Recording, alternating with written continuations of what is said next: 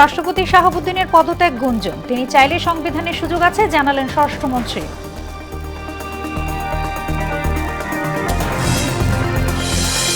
বিশ্বমানের বিনিয়োগ উৎপাদন কেন্দ্রে পরিণত হবে বাংলাদেশ, বললেন প্রধানমন্ত্রী। 2034 সালের মধ্যে অর্থনীতি $1 ট্রিলিয়ন উন্নয়নের পরিকল্পনা। মানবতা বিরোধী অপরাধে জিয়াউর রহমান হত্যার আসামি মোজাফফরকে গ্রেফতার দেখানোর নির্দেশ, 2 দিন জিজ্ঞাসাবাদের অনুমতি। এবং শুধু দলীয় বহিষ্কারী গাজী নজরুলের এমপি পদ নিয়ে সিদ্ধান্ত নয় বলছে ইসি, পদত্যাগ দাবিতে আজও সাতক্ষীরা বিক্ষোভ।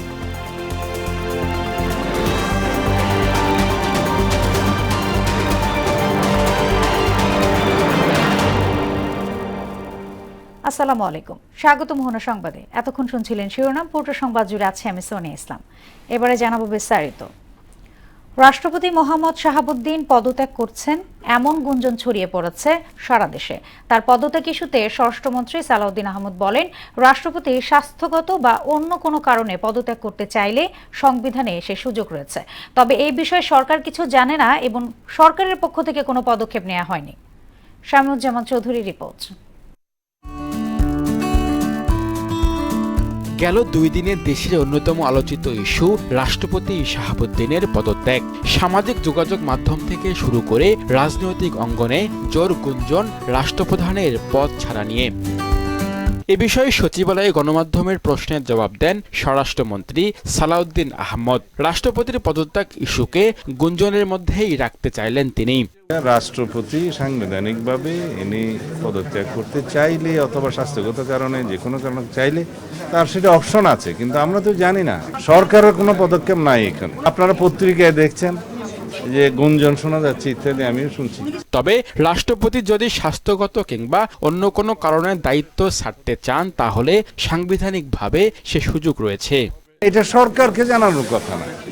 যদি মহামান্য রাষ্ট্রপতি স্বাস্থ্যগত কারণে হোক যে কোনো কারণে পদত্যাগ করতে চান, সেই অপশন তো ওনারা আছে। এখানে সরকারের পক্ষ থেকে কিছু বলা হয়নি, আমিও এগুলো পত্রিকায় শুনছি। মোহাম্মদ শাহাবুদ্দিন 2023 সালের 24 এপ্রিল বাংলাদেশের 22তম রাষ্ট্রপতি হিসাবে শপথ নেন। আওয়ামী লীগের মনোনয়নে তিনি বিনা প্রতিদ্বন্দ্বিতায় নির্বাচিত হন। সংবিধান অনুযায়ী তার 5 বছরের মেয়াদ শেষ হওয়ার কথা 2028 সালের এপ্রিলে। 2024 সালে 5 আগস্ট ছাত্র জনতার অভ্যুত্থানের মধ্য দিয়ে আওয়ামী লীগ সরকারের পতনের পর দেশের রাজনৈতিক পরিস্থিতিতে বড় পরিবর্তন আসে। গণঅভ্যুত্থানের পর থেকে রাষ্ট্রপতির অপসারণের দাবি তোলেন আন্দোলনকারীরা। সংবিধান অনুযায়ী রাষ্ট্রপতি পদত্যাগ করলে নতুন রাষ্ট্রপতি নির্বাচিত না হওয়া পর্যন্ত জাতীয় সংসদের স্পিকার ভারপ্রাপ্ত রাষ্ট্রপতির দায়িত্ব পালন করবেন। শামীমুজ্জামান চৌধুরী, মোহনা সংবাদ, ঢাকা। দেশি বিদেশি বিনিয়োগকারীদের আস্থা ফেরাতে এবং বাংলাদেশকে $1 ট্রিলিয়ন অর্থনীতিতে পরিণত করার রূপরেখা তুলে ধরেছেন প্রধানমন্ত্রী তারেক রহমান। তিনি বলেন, ব্যবসা সহজীকরণ, আইনগত সুরক্ষা নিশ্চিত এবং লাল ফিতার দৌরাত্ম্য কমাতে সরকার নিজেই বিনিয়োগকারীদের সহযোগী হিসেবে কাজ করবে। সকালে চীন মৈত্রী সম্মেলন কেন্দ্রে foreign investor chamber of commerce and industries আয়োজিত সেমিনারে এসব কথা বলেন সরকার প্রধান। জানান, অর্থনৈতিক নানা চ্যালেঞ্জ নিয়ে কাজ করতে হচ্ছে তার সরকারকে। আরো জানাচ্ছেন তানজিদ ভুইয়া। এলডিসি উত্তরণ পরবর্তী ধাপে প্রবেশের প্রস্তুতি নিচ্ছে বাংলাদেশ। এক্ষেত্রে প্রত্যক্ষ বিনিয়োগ আকর্ষণকেই বেশি গুরুত্ব দেওয়া হচ্ছে। এমন প্রেক্ষাপটে ঢাকার চীনমৈত্রী সম্মেলন কেন্দ্রে বিদেশি বিনিয়োগ ত্বরান্বিতকরণ শীর্ষক সেমিনার আয়োজন করে foreign investors chamber of commerce and industries, যেখানে আমন্ত্রিত ছিলেন দেশি বিদেশি কূটনীতিক, ব্যবসায়ী, বহুজাতিক প্রতিষ্ঠানের শীর্ষ নির্বাহী ও উন্নয়ন সহযোগীরা।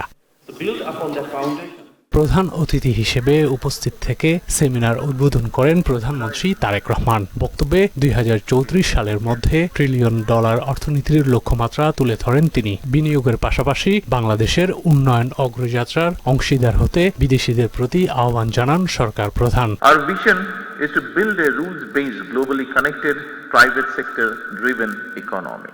Our election manifesto provides a clear roadmap for economic transformation.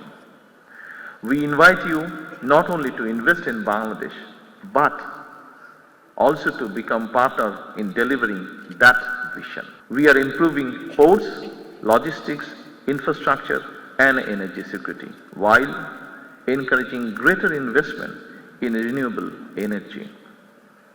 Our government is determined to build a $1 trillion economy by 2034. জ্বালানি নিরাপত্তা নিশ্চিতের প্রতিশ্রুতি দিয়ে তিনি বলেন, সুদৃঢ় ন্যায়ভিত্তিক এবং অন্তর্ভুক্তিমূলক অর্থনীতি গড়ে তুলতে চায় তার সরকার। Their message was clear. Bangladesh needs stronger legal protection for investment, modern regulatory framework, simpler tax system, easier profit repatriation, deeper capital market, and better infrastructure, of course. We are modernizing our legal and regulatory framework, strengthening investor protection, improving dispute resolution.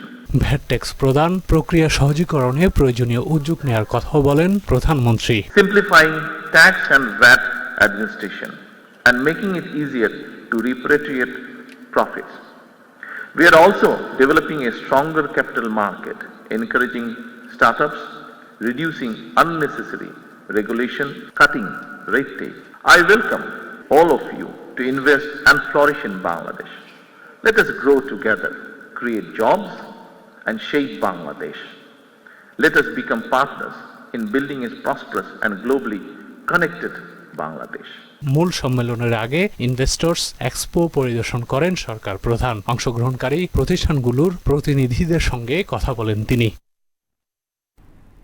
Tamjid Bhuiyan, মোহনা সংবাদ, ঢাকা। বাংলাদেশে চিকিৎসা ব্যয়কে দারিদ্রতার অন্যতম কারণ বললেন জিয়াউর রহমান ফাউন্ডেশনের vice president doctor Zubaida Rahman. তিনি বলেন, গ্রাম অঞ্চলে ৭৮% মানুষের বসবাস থাকলেও চিকিৎসকদের সিংহভাগই থাকেন শহরে, যা কাম্য হতে পারে না। সকালে রাজধানীর হলি ফ্যামিলির রেড ক্রিসেন্ট হাসপাতালে এক অনুষ্ঠানে তিনি এসব কথা বলেন। অনুষ্ঠানে সমাজ কল্যাণ মন্ত্রী AZM জাহিদ হোসেন বলেন, বর্তমান সরকার একটি অন্তর্ভুক্তিমূলক বাংলাদেশ গঠনের চেষ্টা করছে। সবচেয়ে ভালো অর্জন স্বাধীনতা, সেইটার ঘোষণার সাথে যে মানুষটির নাম জড়িত, সেই মানুষটি বিএনপির প্রতিষ্ঠাতা শহীদ রাষ্ট্রপতি জিয়াউর রহমান বীর উত্তম। এর চেয়ে ভালো কিছু একটা দেশের বা জাতির জন্য হতে পারে না। কাজে আজকের যে প্রজন্ম, অনেক কিছু ইতিহাস শেখানোর চেষ্টা হয়েছে বিগত 19 বছরে, কিন্তু ইতিহাস তার নিজস্ব ধারায় এগিয়ে গিয়েছে।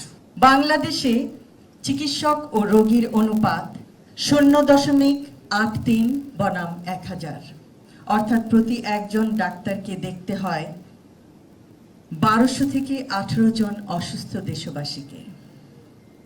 গ্রামাঞ্চলে এই অনুপাত আরো ভিন্নতর।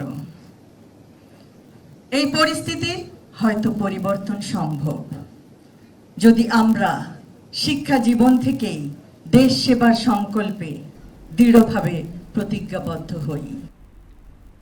শহীদ প্রেসিডেন্ট জিয়াউর রহমান হত্যা মামলার আসামি অবসরপ্রাপ্ত মেজর মোসাফফর হোসেনকে মানবতা বিরোধী অপরাধের অভিযোগে গ্রেফতার দেখিয়ে সেনা হেফাজতে রাখার নির্দেশ দিয়েছেন ট্রাইব্যুনাল। একই সঙ্গে তাকে 2 দিন জিজ্ঞাসাবাদের অনুমতি দেওয়া হয়েছে। এদিকে জুলাই সংগঠিত মানবতা বিরোধী অপরাধ মামলার দ্রুত তদন্ত ও বিচার নিষ্পত্তির দাবিতে চিফ প্রসিকিউটর বরাবর স্মারকলিপি দিয়েছে 11 দলীয় জোট ও শহীদ পরিবারের স্বজনরা। মুদাসির আলীর প্রতিবেদন।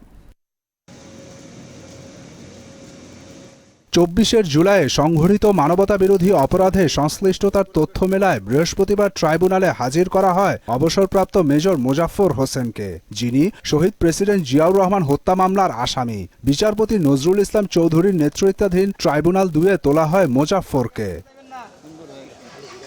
মানবতা বিরোধী মিসকেসে তাকে গ্রেপ্তারের নির্দেশ দেন ট্রাইব্যুনাল। একই সঙ্গে প্রসিকিউশনকে 2 দিন জিজ্ঞাসাবাদের জন্য সময় দেয়া হয়। এ বিষয়ে চিফ প্রসিকিউটর মোহাম্মদ আমিনুল ইসলাম বলেন, জিজ্ঞাসাবাদ শেষে বিচারের মুখোমুখি করা হবে মোজাফফর হোসেনকে। আজকে নতুন করে দরখাস্ত দিয়ে বলেছি যে তাকে জিজ্ঞাসাবাদ করা প্রয়োজন। মাননীয় ট্রাইব্যুনাল তাকে 2 দিন জিজ্ঞাসাবাদের জন্য আমাদেরকে অনুমতি দিয়েছেন। জিজ্ঞাসাবাদ করার পরে যদি তার বিরুদ্ধে সুনির্দিষ্ট অভিযোগ প্রমাণিত হয়, তখন তার বিরুদ্ধে এই মানবতা বিরোধী অপরাধের কোন ঘটনায় আমরা তার বিচারের সম্মুখীন করছি সেটা তখন বলা যাবে। আপাতত কোন কোন মানবতা বিরোধী অপরাধে তার সংশ্লিষ্টতা রয়েছে সেগুলো তুলে ধরেন আমিনুল ইসলাম। মাসুদ উদ্দিন চৌধুরীর সাথে ঘনিষ্ঠতা, মাসুদউদ্দিন চৌধুরী তৎকালীন সরকারের সাথে ঘনিষ্ঠতা এবং জুলাই আন্দোলনে এই যে মানবতা বিরোধী অপরাধ সংগঠিত হলো সেখানে অনেক পরিকল্পনা তিনি বাস্তবায়নের সাথে জড়িত।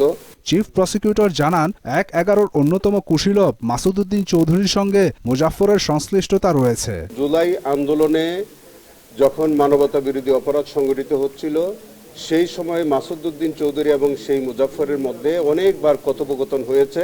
এদিকে জুলাই আন্দোলনে মানবতা বিরোধী অপরাধ মামলার দ্রুত তদন্ত ও বিচার নিষ্পত্তি সহ কয়েক দাবি নিয়ে চিফ প্রসিকিউটর বরাবর স্মারকলিপি দিয়েছে ১১ দলীয় জোট সহ শহীদ পরিবারের স্বজনরা। এই মামলাটি আমরা একেবারেই শেষ পর্যায়ে এবং আমরা স্মারকলিপির বিষয়গুলোকে সাধুবাদ জানিয়ে দাবির সঙ্গে একাত্মতা প্রকাশ করেন চিফ প্রসিকিউটর। আপনাদের উদ্দেশ্য এবং আমাদের উদ্দেশ্য, আমাদের সরকার বিরোধী দল, আমার মনে হয় আমরা একই উদ্দেশ্যে কাজ করছি। মুদাসসির আলী, মোহনা সংবাদ, ঢাকা। শুধু দলের বহিষ্কারের ভিত্তিতেই সাতক্ষীরা ৪ আসনের সংসদ সদস্য গাজী নজরুল ইসলামের এমপি পদ নিয়ে সিদ্ধান্ত নয়, সংসদের তরফ থেকে চিঠি পাওয়ার পর সিদ্ধান্ত নেওয়া হবে বলে জানিয়েছেন নির্বাচন কমিশনার আব্দুর রহমানুল মাসুদ। বলেন, এর বাইরে জাতীয় সংসদ থেকে চিঠি পেলে সাতক্ষীরা ৪ আসনের সংসদ সদস্য গাজী নজরুল ইসলামের ব্যাপারে যাচাই বাছাই করে সিদ্ধান্ত নেবে কমিশন। এমআর আসাদের রিপোর্ট। সাতক্ষীরা ৪ আসনে বাংলাদেশ জামায়াত ইসলামী সংসদ সদস্য গাজী নজরুল ইসলামকে নারী সংশ্লিষ্ট বিতর্কের জেরে এরই মধ্যে দল থেকে বহিষ্কার করেছে তার দল। এ বিষয়ে নির্বাচন কমিশনে ইতিমধ্যে চিঠি দিয়েছে দলটি। গাজী নজরুল ইসলামের এমপি পদ থাকছে কিনা এমন প্রশ্নের জবাব দেন নির্বাচন কমিশনার আব্দুর রহমানুল মাসুদ। কোন দল যদি তার কোন মেম্বারকে যদি উনি মেম্বার অফ দ্য পার্লামেন্ট যে দলের থেকে উনি নমিনেশন হলেন সেই দল যদি তাকে বহিষ্কার করে তাহলে দলের চিঠির ভিত্তিতে নির্বাচন কমিশনের কিছু করণীয় আছে বলে আমার মনে হয় না। বলেন, নৈতিক স্খলনজনিত কারণে কোন সংসদ সদস্যকে রাজনৈতিক দল থেকে বহিষ্কার করলেও তার সংসদ সদস্য পদ বাতিল করার ইখতিয়ার আইনে নেই। সংবিধান অনুযায়ী স্পিকারের সংসদ থেকে চিঠি পাওয়ার পর বিচার বিশ্লেষণ করে আইন অনুযায়ী সিদ্ধান্ত গ্রহণের কথাও জানান তিনি। কনস্টিটিউশনের 66 সাব ক্লজ সাব আর্টিকেল 4-এ বলা আছে যে কোনো ব্যক্তি 70 সংক্রান্ত আর্টিকেল 70 সংক্রান্ত যদি কোনো ডিসপিউট থাকে অথবা কোনো অযোগ্যতা সংক্রান্ত কোনো যদি ডিসপিউট বা বিরোধ সৃষ্টি হয় তাহলে পার্লামেন্ট মিনস স্পিকার সেটা নির্বাচন কমিশনে যথাযথ ব্যবস্থা গ্রহণের জন্য প্রেরণ করবে। নির্বাচন কমিশন তখন শুনানি দিতে পারে, যথাযথ তদন্তপূর্বক সিদ্ধান্ত দিবে এবং এই সিদ্ধান্তটা আইন অনুযায়ী ফাইনাল হয়ে যাবে। এদিকে রাষ্ট্রপতি পদ খালি হলে আইন অনুযায়ী পরবর্তী 90 দিনের মধ্যে ইসি নির্বাচনের ব্যবস্থা করবে বলেও জানান কমিশনার মাসুদ। রাষ্ট্রপতির পদ যদি খালি হয় কোনো কারণে, সেটা পদত্যাগের মাধ্যমে হোক বা অন্যভাবেই হোক, তাহলে নির্বাচন কমিশন আইন অনুযায়ী পরবর্তী 90 দিনের মধ্যে নির্বাচনের ব্যবস্থা করবে। এমআর আসাদ, মোহনা সংবাদ, ঢাকা। সাতক্ষীরা ৪ শ্যামনগর আসনের সংসদ সদস্য গাজী নজরুল ইসলামের বিরুদ্ধে ওঠা নৈতিক অভিযোগকে কেন্দ্র করে শ্যামনগরে আজও ঝাড়ু মিছিল ও বিক্ষোভ সমাবেশ হয়েছে। সকালে পৃথক দুটি কর্মসূচিতে তার পদত্যাগ ও সংসদ সদস্য পদ বাতিলের দাবি জানানো হয়। একজন জনপ্রতিনিধির ব্যক্তিগত ও জনজীবন নৈতিকতার বিষয়টি অত্যন্ত গুরুত্বপূর্ণ উল্লেখ করে এই ধরনের অভিযোগ এলাকার ভাবমূর্তি ক্ষুণ্ণ করেছে বলে ক্ষোভ প্রকাশ করেন এলাকাবাসী। দাবি করছে ওনার মতো নৈতিক পদস্খলিত ব্যক্তি যিনি চরিত্রহীন হিসেবে ইতিমধ্যে সারা দেশের মানুষের কাছে পরিচিত, উনি যেন ওনার এই অপবিত্র দেহটাকে মুখ টানিয়ে উনি সংসদে যেতে না পারেন। যে এই ধরনের লুচ্চলোক থাকবে, ওদিকে টান দেবে ওদিকে টান দেবে, লোক আমরা চাচ্ছি না। শুধু দল থেকে বহিষ্কার নয়, ওনাকে ওনার দলের পক্ষ থেকে যেন ওনার এমপি পদ স্থগিত করা হয়। সৎ মানুষের শাসন চাই, সেই হিসেবে আমরা এখন আর এই ধর্ষক নজরুলের এমপিগিরি চাই না। এলএনজি সরবরাহে যান্ত্রিক ত্রুটির কারণে রাজধানীতে দেখা দিয়েছে গ্যাসের তীব্র সংকট। এর প্রভাবে ঢাকার রাস্তায় কমেছে গণপরিবহনের সংখ্যা। সিএনজি স্টেশনগুলোতে গাড়ির দীর্ঘ সারি। স্টেশন এলাকার প্রধান সড়কে সৃষ্টি হয়েছে তীব্র যানজট। এদিকে বাসাবাড়িতেও গ্যাস নেই বললেই চলে, ফলে সংকট দেখা দিয়েছে পুরো রাজধানী জুড়ে। মনিরুল ইসলামের প্রতিবেদনে থাকছে বিস্তারিত। যে চাকা না ঘুরলে থেমে যায় মানুষের নিত্যদিনের চাওয়া পাওয়ার সমীকরণ, সে চাকাই থমকে গেছে গ্যাস সংকটে। গ্যাসের জন্য তাদের অপেক্ষার প্রহর যেন শেষই হয় না, তাই তো কণ্ঠে এমন ক্ষোভ। চাকা ঘুরতেছে না গ্যাসের জন্য, আমরা 3 ঘন্টা 4 ঘন্টা ধরে গ্যাস লইতে পারি না। 4 ঘন্টা সিরিয়ালে থাকলো গ্যাস হয় কত 100-120। গ্যাস সংকটে জেরবার চালক আব্দুল সালাম। ভোর 4টায় এসেছেন, কিন্তু বেলা 12:30টায় পাননি কাঙ্ক্ষিত গ্যাস। এদিকে মালিকের তাড়া। উভয় সংকটে থাকা এমন মানুষের সংখ্যা নেহাত কম নয়। 4:30 বাজে আইছি, বাসায় নামাজ পড়ে আইছি, আমরা কয়েকজন ওই যে হুজুর আইছি, হে টেকনিক্যাল দিয়ে আরম্ভ করছি। এই পর্যন্ত রুটি কলা মলা আমি যাবি খাইতে খাইতে এই পর্যন্ত আইছি। 2-3 দিন ধরে রাজধানীর বেশিরভাগ সিএনজি ফিলিং স্টেশনের চেনা দৃশ্য এটি। এর প্রভাবে একদিকে নষ্ট হচ্ছে কর্মঘণ্টা, অন্যদিকে কমে যাচ্ছে আয়। আসলে এভাবে জনদুর্ভোগ কতদিন চলবে? আমরা এর একটা সুষ্ঠু সমাধান চাই। আবার এই গ্যাসের লেগে রাস্তাঘাটে জাম লাগে, তারপরে রাস্তাঘাটে সার্জেনে মনে করে রাখলে মামলা করে দেয়। এখন বাজে 12টা, আমি এখন গ্যাস পাওয়ার কোনো খবর নেই, কখন টিপ পারুম আর কখন বাসা যাবো। এমন পরিস্থিতিতে বিপাকে পড়তে হয় সিএনজি স্টেশনের কর্মচারীদেরও। যদি সমস্যা থাকে তারা ডিক্লেয়ার করুক যে এই সমস্যার জন্য হচ্ছে, আপনারা সাময়িক বন্ধ রাখেন, আমরা কিছুদিন ঠিক করবো, কিন্তু তারা কোনো কিছু আমাদের বলতে পারতেছে না। সিএনজি স্টেশনের পাশের রাস্তায় অপেক্ষারত গাড়ির চাপে তীব্র যানজটের সৃষ্টি হয়েছে রাজধানীর সড়কগুলোতে। এতে ভোগান্তিতে পড়েছেন রাজধানীবাসী। এর বিপরীতে অন্যান্য সড়কে গণপরিবহনের সংখ্যা কমে গেছে।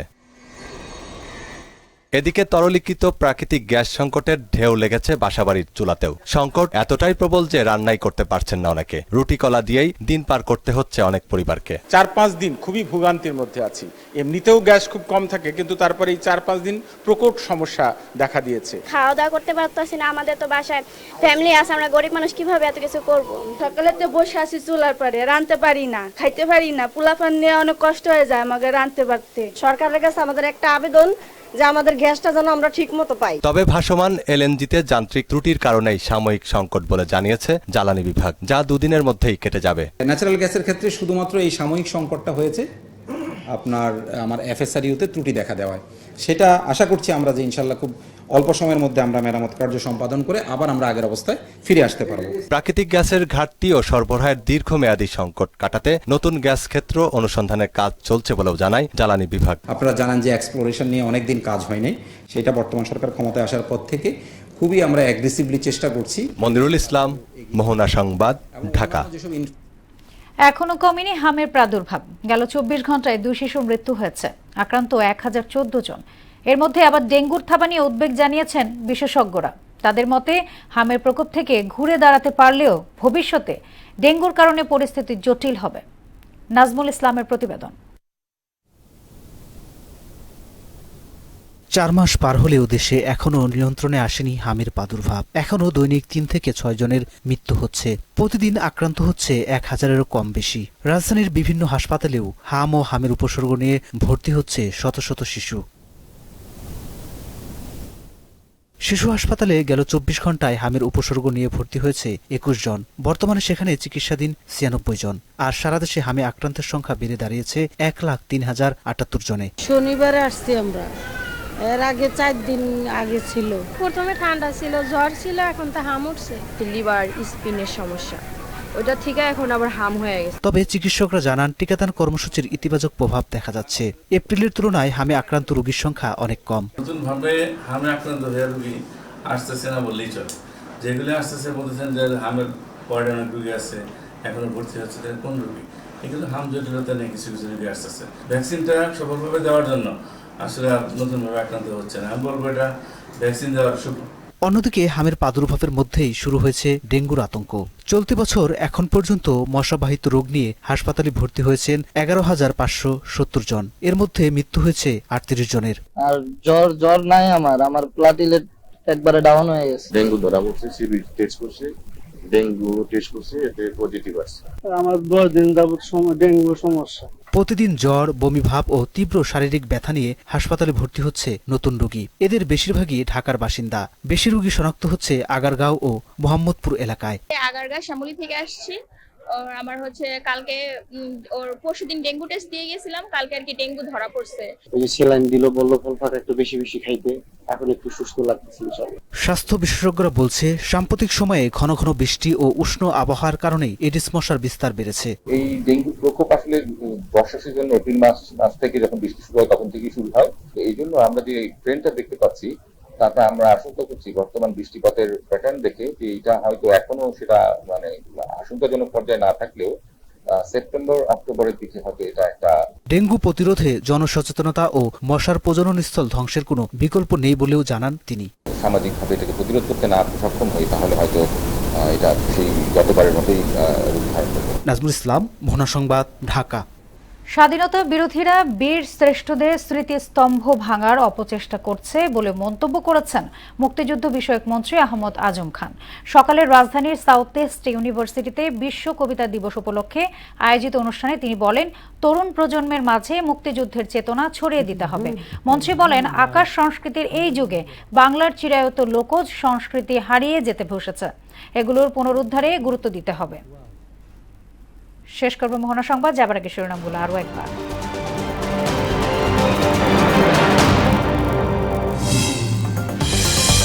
রাষ্ট্রপতি শাহাবুদ্দিনের পদত্যাগ গুঞ্জন, তিনি চাইলে সংবিধানের সুযোগ আছে, জানালেন স্বরাষ্ট্রমন্ত্রী।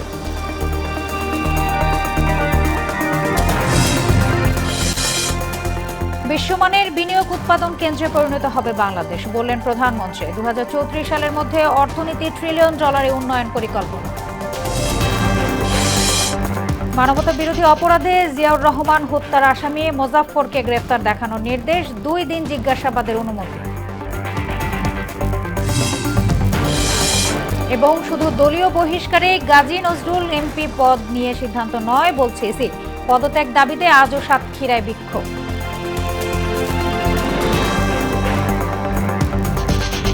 এই ছিল মোহনা সংবাদে। পরবর্তী সংবাদ রাত 9টায়। এর আগে সন্ধ্যা 7টায় দেখবেন সংবাদ এক নজরে। মোহনার সবশেষ খবর জানতে ভিজিট করুন www.mona.tv। সংবাদ দেখতে পারেন ফেসবুক, ইউটিউবে। এতক্ষণ সঙ্গে থাকার জন্য ধন্যবাদ সকলকে।